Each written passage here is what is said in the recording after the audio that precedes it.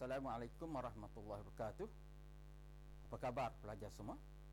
Harapan cikgu agar para pelajar berada dalam keadaan sihat sejahtera dan bersedia untuk menghadapi peperiksaan SPM nanti.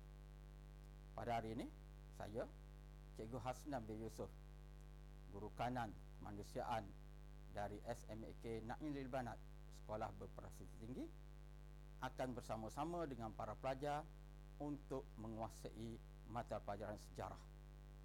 Pada hari ini, cikgu akan cuba membimbing para pelajar untuk mencapai dua objektif.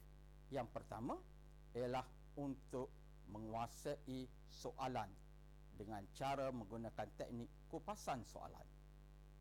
Yang kedua, cikgu akan cuba membantu para pelajar untuk menulis jawapan dalam peperiksaan dengan lebih baik dan berkesan melalui satu teknik, iaitu teknik MCM. Teknik mudah cukup mudah yang ternyata berkesan telah membantu ramai pelajar mencapai kejayaan.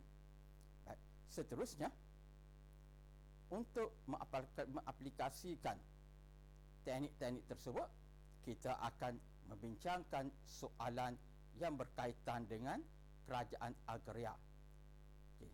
Tajuk ini merupakan tajuk pilihan pada tahun ini, dan cikgu yakin semua pelajar amat berminat dan kebanyakan pelajar menguasai tajuk ini. Okay. Baik, seterusnya kita pergi kepada soalan perbincangan pada hari ini. Okay. Para pelajar, sila baca terlebih dahulu soalan. Inilah amalan yang perlu dibuat dalam peperiksaan supaya anda bersedia untuk menjawab. Kerajaan Agraria bergantung kepada kegiatan pertanian sebagai asas perkembangannya. Ini ialah pernyataan soalan atau stimulan yang dicipta agar para pelajar mengetahui daripada mana soalan sebenarnya akan ditanya. Kalau dilihat pada stimulan ini, terbitnya perkataan kerajaan Agraria, pelajar akan terus fokus bahawa ia merupakan sukatan tingkatan 4 bab 3. Seterusnya kita tengok pada soalan. Okey. Apakah kegiatan pertanian yang dijalankan oleh kerajaan Agraria? Pelajar perlu kupas soalan. Inilah teknik yang cikgu cakapkan tadi, bahawa setiap pelajar perlu kupas soalan. Kerana rata-rata pelajar bijak dalam menghafal isi, tetapi apabila berhadapan dengan soalan, mereka kaget, mereka merasakan sukar memahami soalan. Baik, apakah? Itu adalah kata kunci yang pertama. Apakah? Ialah pelajar diminta untuk menyatakan fakta sahaja.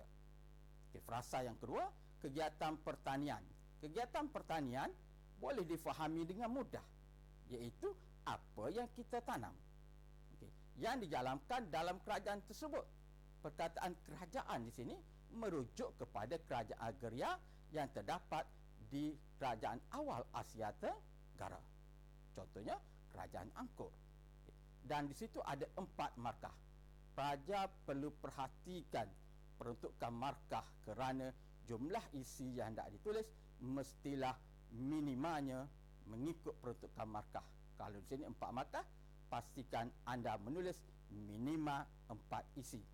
Tetapi cikgu nasihatkan supaya para pelajar menambah 2 atau 3 isi sebagai persediaan sekiranya ada isi-isi yang ditulis sebelumnya tidak menepati kehendak soalan. Seterusnya, kita amalkan teknik MCM. Apakah MCM? Cikgu dah sebutkan tadi, MCM ialah satu teknik yang berkesan yang membantu pelajar. Yang pertama ialah mudah. Cikgu menggalakkan para pelajar untuk memilih faktor-faktor yang mudah. Kalau berdasarkan soalan tadi, senaraikan 4 atau 5 faktor yang mudah difahami oleh pelajar. Okay. Seterusnya, C. Ini adalah ancaman yang cukup besar kepada para pelajar. Jarang pelajar yang mengira jumlah isi yang ditulis. Sepatutnya, pelajar mesti memastikan isi yang ditulis adalah cukup. Cukup bagaimana? Cukup mengikut peruntukan daripada soalan. Kalau dalam soalan tadi ada 4 markah, pastikan minima 4 isi. Kemudiannya, M yang kedua ialah mudah. Cikgu Cikgu menggalakkan para pelajar menulis jawapan peperiksaan nanti menggunakan ayat-ayat yang mudah difahami, tetapi ingat, ia mesti dilakukan dalam ayat yang lengkap. Baik, seterusnya cikgu paparkan semula soalan yang akan kita bincangkan. Soalan pecahan A, apakah kegiatan pertanian dijalankan dalam kerajaan agraria? Ingat semula, kegiatan pertanian adalah apa yang ditanam. Okey, seterusnya cikgu berikan contoh jawapan. Okey, kegiatan pertanian yang dijalankan dalam kerajaan tersebut, kita ambil permulaan soalan sebagai pendekatan jawapan. Jangan pelajar terus menulis jawapan kerana ia akan berisiko. Cikgu ulang balik, kegiatan pertanian yang dijalankan dalam kerajaan tersebut ialah menanam padi sawah di kawasan tanah pamah. Kemungkinan kita akan mendapatkan 2 markah. Tetapi sekiranya peruntukkan 1 markah, kita sudah mendapat 1 markah. Dan pelajar perlu perhatikan, cikgu menggunakan perkataan menanam padi sawah, iaitu kegiatan berkaitan dengan pertanian. Cukup mudah untuk mendapatkan markah. Okey, seterusnya, okey, menanam padi huma. Okey, cikgu letakkan satu tanda tanya kerana berdasarkan pengalaman cikgu dalam membimbing pelajar-pelajar cikgu, walaupun pelajar cemerlang, mereka sangat suka menggunakan perkataan ini. Cikgu ingin tanya pada pelajar, apakah ini ayat penuh? Okay.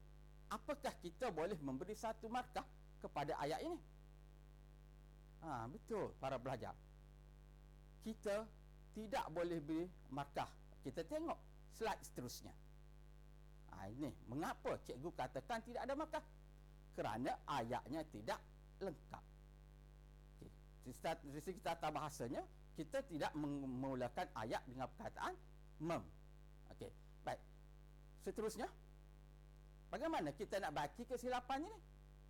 Kita hanya perlu memasukkan perkataan kerajaan ini juga terlibat menanam padi huma. Okey, alangkah ruginya dengan menambah sedikit perkataan, kita dapat 1 markah. Tapi kalau kita hanya boleh menanam padi sawah, kita hanya dapat setengah markah. Setengah markah dengan 1 markah cukup berbeza kepentingannya dalam peperiksaan. Okay. Seterusnya, isi kedua ialah kegiatan pertanian lain, ialah mengusahakan tanaman sampingan. Tengok di situ ada perkataan tanam dan tanaman sampingan. Apa tanaman sampingan? Iaitu seperti jagung dan pisang. Kita kemungkinan dapat 2 markah. Mengapa jagung dan pisang dianggap tanaman sampingan? Kerana padi merupakan tanaman utama dalam kerajaan agraria. Baik, seterusnya. Selain itu, dapat kegiatan menghasilkan pelbagai jenis rempah. Menghasilkan. Bagaimana kita hasilkan rempah? Kena tanam rempah, kena tanam cekih, kena tanam lada hitam. Maka ia menepati kehendak soalan. Dan di sini kemungkinan kita akan dapat 2 markah, 1 daripada fakta dan 1 daripada contoh. Seterusnya. Okey. Berhati-hati apabila cikgu mengeluarkan tanda tanya. Kegiatan yang lain ialah mengumpul hasil hutan. Hutan, mengumpul hasil hutan. Okey. Seperti kayu gaharu, kapur baros, tanduk dan damar. Cikgu ingin bertanya pada para pelajar, apakah hasil hutan ini ditanam oleh penduduk kerajaan agraria? Rasanya tidak. Sebab itu cikgu letakkan markah adalah kosong markah, kerana ia tidak ditanam. Okey, seterusnya, cikgu ulas. Tadilah mengapa tidak ada markah. Bukan kegiatan pertanian kerana tidak ditanam, dan kegiatan mengumpul. Mereka masuk ke dalam hutan, mengumpulkan hasilnya saja, mereka bukan menanam. Okay, seterusnya. Selain itu, dapat kegiatan mendapatkan kulit kura-kura dan menternak binatang seperti lembu, kambing dan ayam. Jelaslah bahawa tidak akan ada markah bagi isi ini. Kenapa? Di slide seterusnya. Bukan kegiatan pertanian. Sebab soalan digunakan kepada aktiviti pertanian. Okey, seterusnya. Boleh faham? Kita pergi kepada soalan B. Soalan yang sudah ada unsur kebatnya. Wajarkah kerajaan tersebut mengutamakan kegiatan pertanian?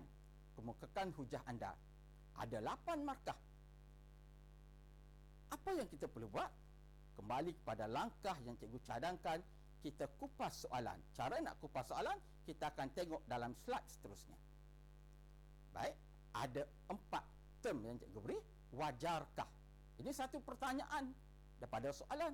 Maka kita kena ada pendirian sama ada kita menyokong ataupun tidak.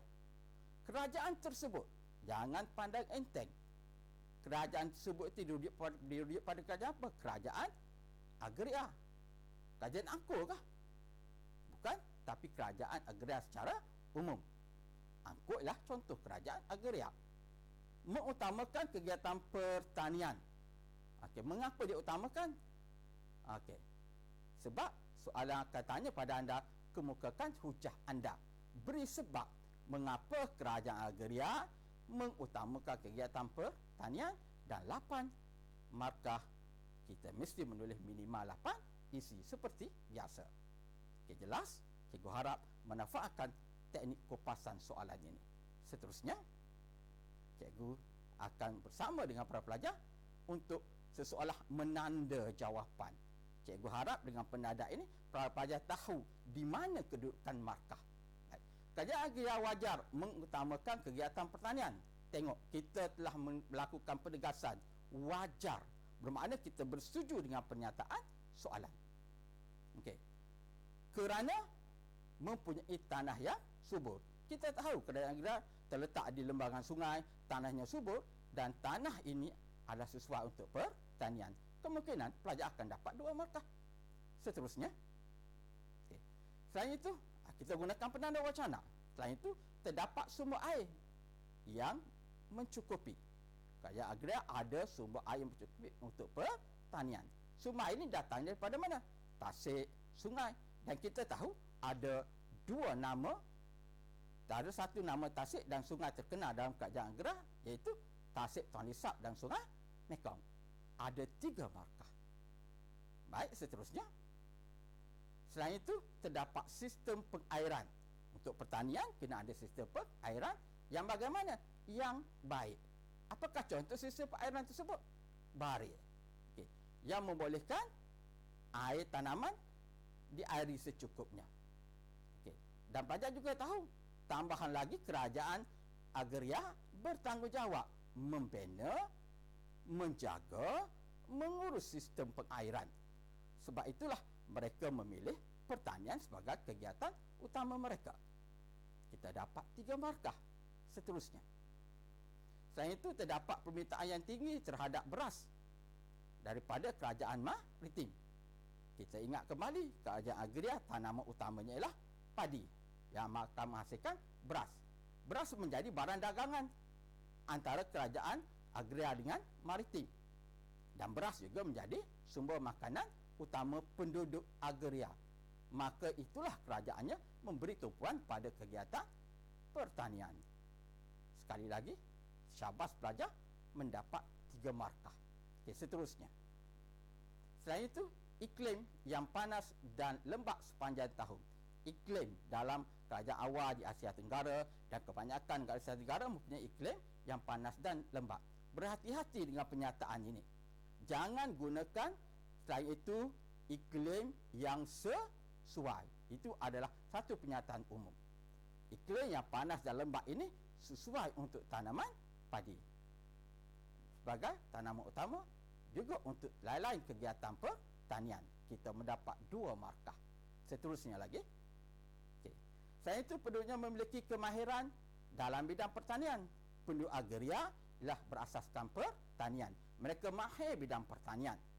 Penduduk yang ramai telah menyediakan tenaga kerja mencukupi untuk kegiatan pertanian. Agraria, kita tahu penduduknya ramai dan menjadi pekerja dalam bidang pertanian. Okay, kita mendapat 3 markah. Seterusnya. Okay. Pelajar boleh membuat inference. Inference adalah satu kesimpulan berdasarkan fakta yang telah kita berikan. Jangan ulang kembali fakta yang telah diberikan, tetapi hasilkan rumusan. Mengapa inference penting? Sekiranya kertas pelajar diperiksa menggunakan konsep rubrik holistik, walaupun kadang-kadang isi para pelajar tidak mencukupi 8 isi, tetapi apabila huraian itu menarik, ada kematangan, contohnya baik, faktanya tepat, maka ada saja inference pelajar akan diletakkan minima pada aras 3 dengan peruntukan markah 5 ke 6.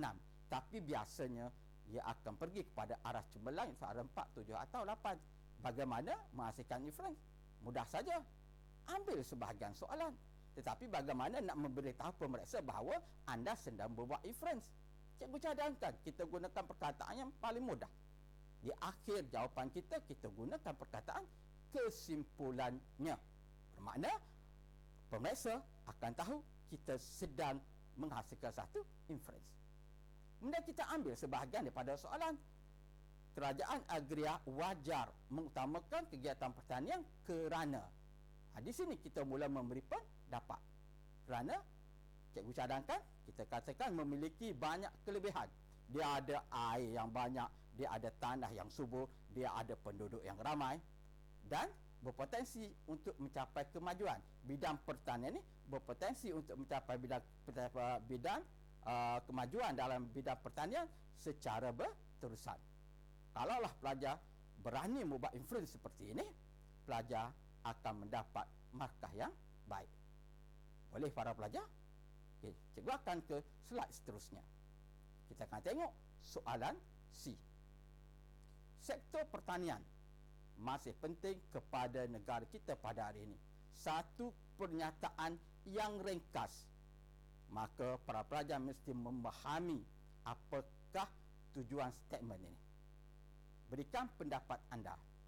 Baik pelajar, apa kita patut buat seterusnya? Ya, kita buatkan kupasan soalan. Cikgu akan tunjukkan dalam slide seterusnya kupasan soalan. Okey. Sektor pertanian. Okey, iaitu berkaitan dengan bidang pertanian. Okey. Masih penting kerana apa kita anggap penting? Dia masih memberi sumbangan. Okey, kepada negara kita. Itu cikgu rasa pelajar cukup faham. Negara kita hari ini, negara Malaysia yang kita cintai. Berikan pendapat anda. Kita mesti memberikan penjelasan. Sebenarnya 8 markah. Okay, bersedialah memberikan 8 isi yang mungkin terdiri daripada fakta, huraian, contoh dan inference. Okay.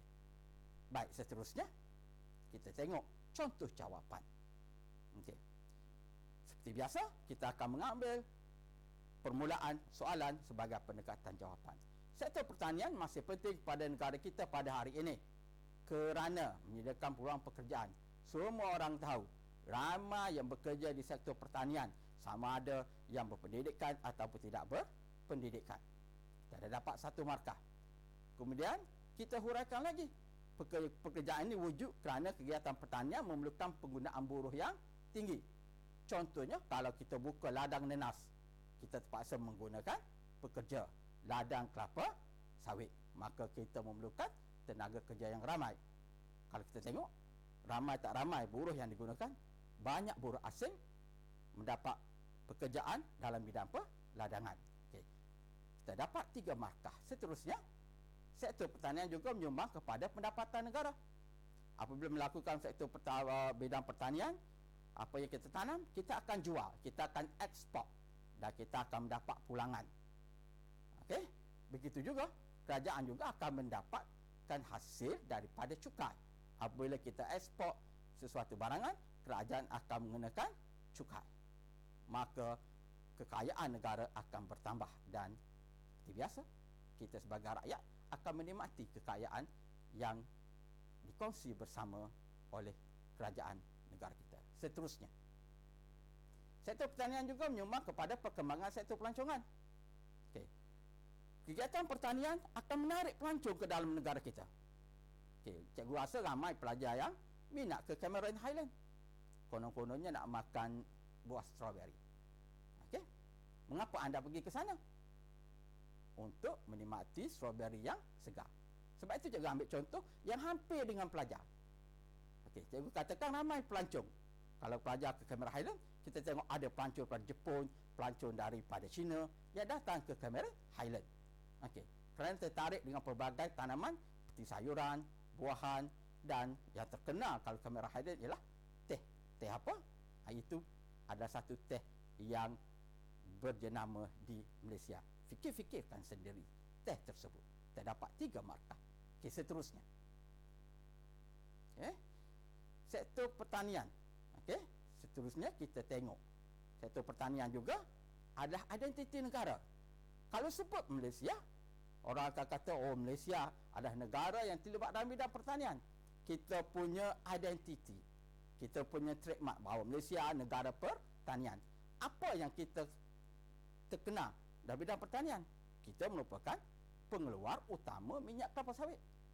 Dan juga kalau di Sabah, di Sarawak, kita terkenal dengan lada hitam. Okey. Seterusnya. Okey. Kerana kita dianugerahkan tanah yang subur. Kita bersyukur di Malaysia, kita ada tanah yang subur yang cukup sesuai untuk bidang pertanian. Okey. Negara kita selain pada tanahnya subur, juga negara kita luas. Tanahnya yang sesuai untuk bidang pertanian. Okey, sebab itulah kita mesti menumpukan pada bidang pertanian. Seterusnya. Okey. Kembali pada inference. Kita perlu buat inference. Kenapa? Untuk berada di aras 4 sekiranya pemeriksaan secara holistik dikuatkuasakan. Seperti biasa, nyatakan sekarang saya ingin membuat inference. Apa perkataan kita gunakan? Kesimpulannya. Okey, kemudian ambil sebahagian daripada soalan supaya kita tidak lari daripada asas perbincangan soalan. Sektor pertanian masih penting kepada negara kita. Dan kita masukkan satu penanda wacana kerana dan kita berikan pendapat kita sebagai satu rumusan. Cikgu cadangkan kerana masih menyumbang kepada kemajuan negara. Jelas sektor pertanian sedang berkembang daripada buah durian biasa kita dikemukakan dengan satu durian yang harganya kadang-kadang sampai ratusan ringgit bagi 1 kilo. Itu buah durian Musangking. Daripada kita makan mangga kampung, sekarang kita terpaksa membayar harga yang mahal untuk merasai mangga harum manis. Okey. Dan masih berpotensi untuk dimajukan pada masa hadapan. Negara kita terus melakukan pendidikan melalui agensi kerajaan supaya produk-produk pertanian kita terus berkembang. Okey. Cikgu harap pelajar jelas bahawa inference sangat mudah ditulis. Okey, para pelajar, ke slide seterusnya. Okey. Kita sudah berakhir sesi ini. Cuba cikgu tegaskan, kalau anda nak cemerlang, nak mudah dalam peperiksaan, tidak nak panik dalam peperiksaan, bila berhadapan dengan soalan peperiksaan, pertama, kuasai soalan. Kupas soalan seseolah anda yang membina soalan tersebut. Kemudian, jangan panik untuk menulis. Okey, anda tulislah menggunakan teknik MCM. Okey, para pelajar, 2 teknik ini adalah senjata anda akan digunakan dalam peperiksaan. Yakinlah bahawa ia telah berjaya membantu ramai pelajar mencapai kecemerlangan. Sebelum cikgu berakhir, kita tengoklah slide seterusnya. Cikgu ambil sedikit bidang pertanian juga nampak tu. Okey. Buka mata anda kerana peluang yang kecil boleh memberi pulangan yang besar. Okey. Kami mengadakan sesi ini nampaknya kecil, tetapi sekiranya anda menggunakan peluang ini, insya-Allah anda mendapat satu manfaat yang besar. Dan slide seterusnya. Okey. Ramai orang yang merasakan diri mereka tak pandai, tapi renunglah perkataan ini. Orang yang pandai tidak sebenarnya berjaya, tetapi orang yang rajin dan sabar pasti berjaya. Baik para pelajar, cikgu doakan pelajar terus istiqamah, bersedia untuk menghadapi peperiksaan, dan cikgu doakan supaya para pelajar mendapat keputusan yang cemerlang Sekian daripada cikgu. Wabillahi taufiq hidayah. Wassalamualaikum warahmatullahi taala wabarakatuh.